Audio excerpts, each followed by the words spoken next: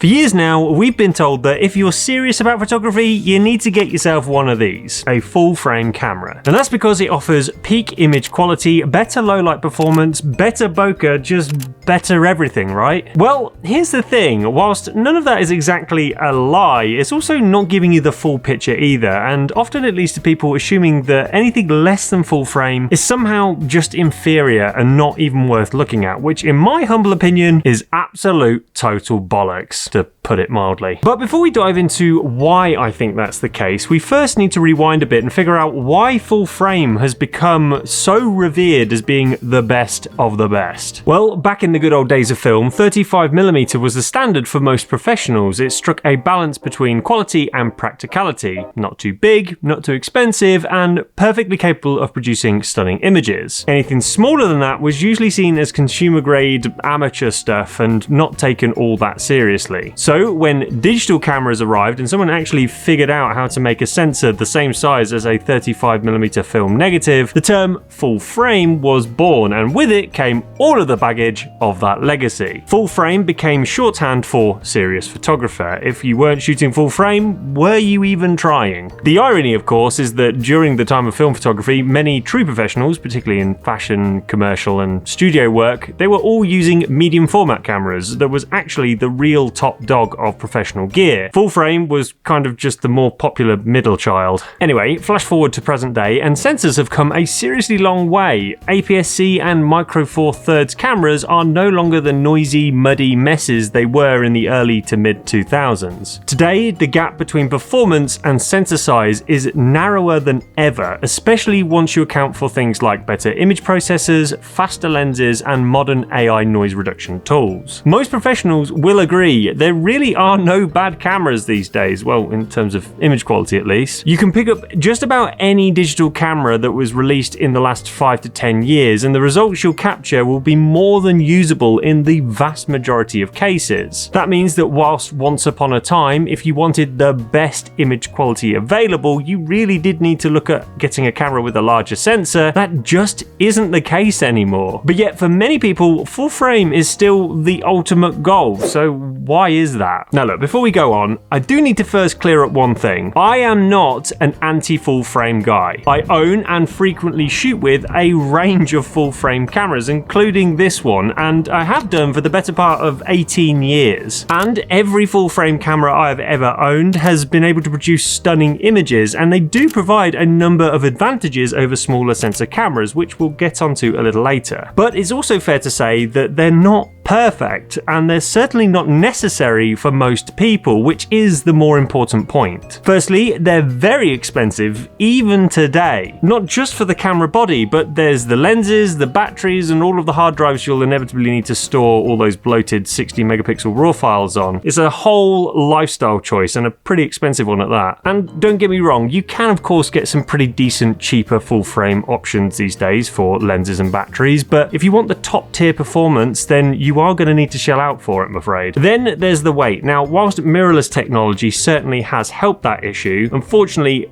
glass is glass, and larger sensors usually demand larger glass. Again, broadly speaking, when compared to crop sensor cameras, full frame lenses tend to be bigger, heavier, and will drain your wallet faster than a millionaire's 20-year-old girlfriend. Oh, you. Worse still, most people aren't even using half of the features they're paying for. You might have a camera that can shoot 50 frames per second in RAW, but if the most action you capture is your cat yawning, do you really need all of that? And then let's not forget portability. A smaller camera is much more likely to go with you on your day-to-day travels. And as they say, the best camera is usually the one you have with you. And this is half of the reason why most photos taken these days are captured on smartphones. It's just because they're with you all of the time. If owning a full frame rig means that this camera will stay at home most of the time because it's either too bulky, too heavy, or too expensive to dare take out with you, then what was the point? Okay, so we've covered a lot of ground so far, but time for a quick intermission now, because I want to show you something that's genuinely made a massive difference to how I work, and that's Notion AI, who is today's sponsor. Notion is a platform that honestly I use every single day without fail, and it's easily one of the most useful tools tools I've adopted to help organize my fairly chaotic life. But it's recently gotten a whole load better, as it now has a bunch of useful AI tools, including my favorite, AI Meeting Notes. All you have to do is open your Notion doc and it automatically captures and summarizes your meetings. That means no more frantic typing whilst your boss is rattling off a bunch of info that you're definitely going to forget, and no more "what do we just agree to" moments. And everything lives in Notion, so it's easy to find, reference, and share later. And speaking of easy, their new AI Home gives you a single place to search, write, plan, and build. Powered by both ChatGPT 4.1 and Claude 3.5, you can even switch between models depending on the task at hand. Need to put together a bunch of research or summarize your sources? Well, research mode handles that too. It reads through everything, even web links, and spits out a polished document that you can share with your team, or just use it to pretend you've got your life together. Not that I've done that or anything. And the best part is that Notion AI knows your work because it connects across all of your docs and tools, so you're not just getting generic answers, you're getting content that actually understands your context. And all of that means that Notion is now your meeting note taker, writing assistant, search engine, translator, life organizer, and research buddy, all in one tidy workspace. And the pricing is also all in one, with all of these new tools being included within the standard pricing. Be sure to get started with Notion AI today using the link in the pinned comment below or in the video description. Anyway, back to cameras, and before we go on, I just need to reiterate what I said earlier. Full frame is not completely pointless, but we do need to clarify who a full frame camera is kind of wasted on. And honestly, the answer to that is probably most people who aren't making a serious living from photography. Why would you say something so controversial yet so brave? If you're a hobbyist, a traveler, a street photographer, or just somebody who mainly posts on Instagram and enjoys documenting day-to-day life, then a full-frame camera is probably not going to do anything for you that a smaller sensor camera couldn't also do. In fact, it might even be getting in your way. But here's where things get kind of messy, because people don't tend to buy full-frame cameras because they need it. A lot of the time they buy it because they just want it, because it looks good, because it feels pro, because somewhere deep down they think owning a full-frame camera will make them a better photographer. Spoiler alert.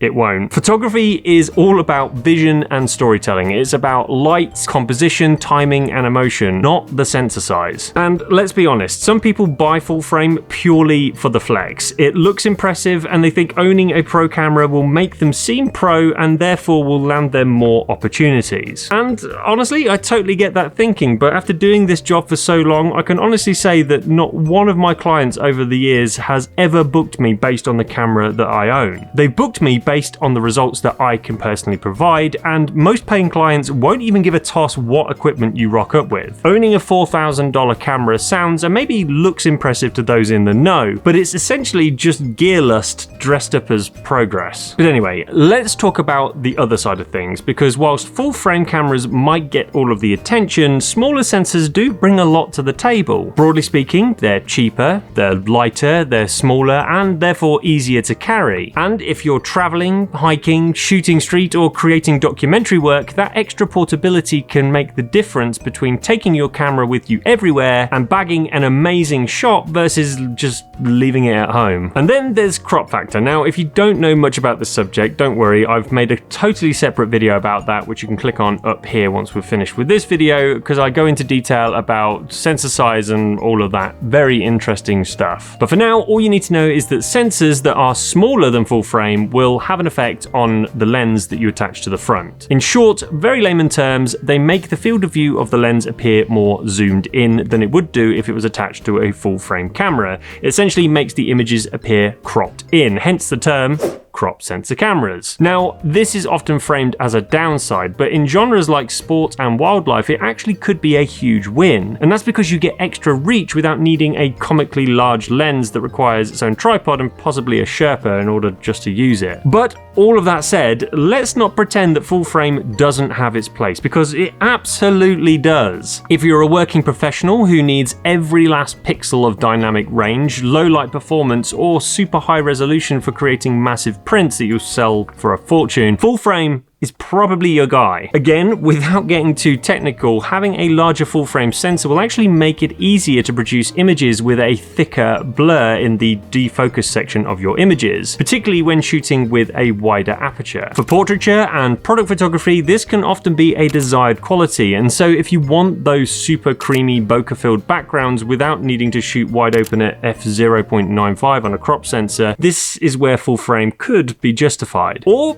maybe you just like full frame and you just want to own one because of your love for technology and cameras, in which case, honestly, that's absolutely fine. Ultimately, you should buy and shoot with whatever camera makes you happiest and makes you want to go out and shoot more. The most important thing is you don't buy one just because someone told you it was the only way to take a real photo, because that's bollocks.